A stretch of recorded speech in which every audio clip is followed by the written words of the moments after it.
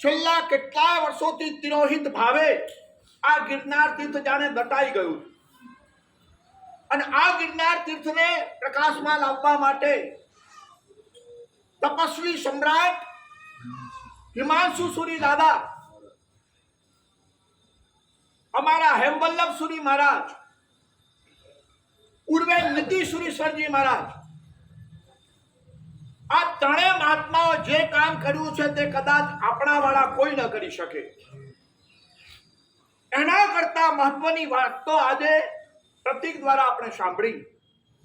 જો કે મેં આ બધી વાતો ઘણી વખત મારા પ્રવચનમાં યત્ર તત્વ કરી છે, પણ જે સંવેદનાની ધારામાં જે ધાર શ્રાવક જેવો ધાર શ્રાવક પોતાના 5 નથી કહેતા જેવા યુવાન દીકરાઓને પણ એકમાત્ર શાસન ખાતર બલિદાન અપાવી દે અને છતાં પણ જેનું રૂવાડું ફરકે નહીં એવું આ ગિરનાર તીર્થ જ્યારે આપણા હાથમાં અત્યારે છે, પણ કેવું છે ને કેટલું છે એ તમારે બધા એની જાણકારી લેવાની બહુ જરૂર છે.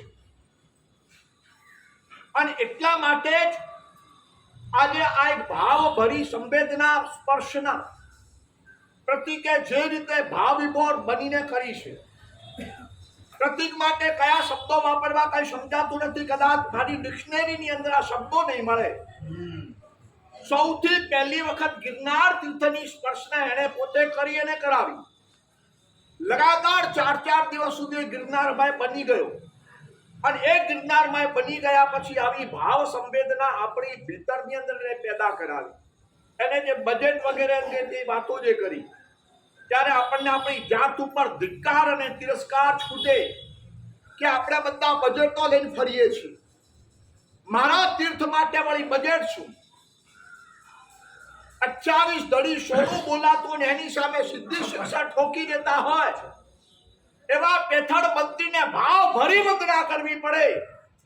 કમાલ કરી છે એકમાત્ર જૈન શાસનના તીર્થને બચાવવા માટે એક માજી આટલી પ્રૌઢ વયની અંદર સાવ શુક્લકડી 58 ઉપવાસ એકમાત્ર ગિરનાર તીર્થ માટે કરીને પોતાની જાતનું બલિદાન આપી દે અને એ આનંદમાં નાચતી નાચતી પોતાનું પ્રાણ પંખેરું પણ ઉડી જાય એવી એક ભાવ સંવેદના આપણને આજે ભીતરમાં કરાવી છે. અહીંયાથી જ્યારે ઊભા થાઓ ને ત્યારે મારી તમને એક ભલામણ છે.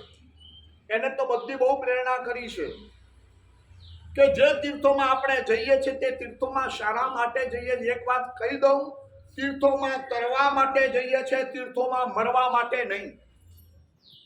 તારે તે તીર્થ અને જો એ તીર્થો આપણે તારી ન શકતા હોય તો આપણે બહુ વિચાર કરવો પડશે. આપણી ક્યાંક ભૂલ છે.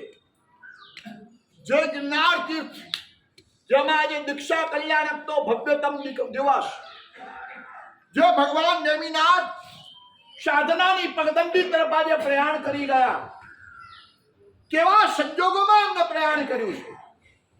એકમાત્ર જીવનની અંદર નિમિત્ત મળ્યું છે અને નિમિત્ત મળતાની સાથે સંસારને લાત મારીને નીકળી પડ્યા છે. ચાહે કૃષ્ણ વાસુદેવ સમજાવવા માટે આવ્યા છે કે બેટા તને કઈ ભાન છે, તને કોઈ અક્કલ છે, અમારી ઇજ્જતનો તો કમસે કમ તું વિચાર કર. હું કૃષ્ણ વાસુદેવ અને દીકરા તું અત્યારે એમ કે છે રથને પાછો વાળ, સારથી રથને પાછો વાળ. નથી પરણવું લગ્ન જીવન પણ આ સુખ દુઃખના ઓછાયા. મજા આપણી સજા બીજાને આતે ક્યાંનો ન્યાય, સારથી રથને પાછો વાળ. તું જે આ શબ્દો વાપરી રહ્યો છે, પણ મારે તને પૂછવું છે કે દીકરા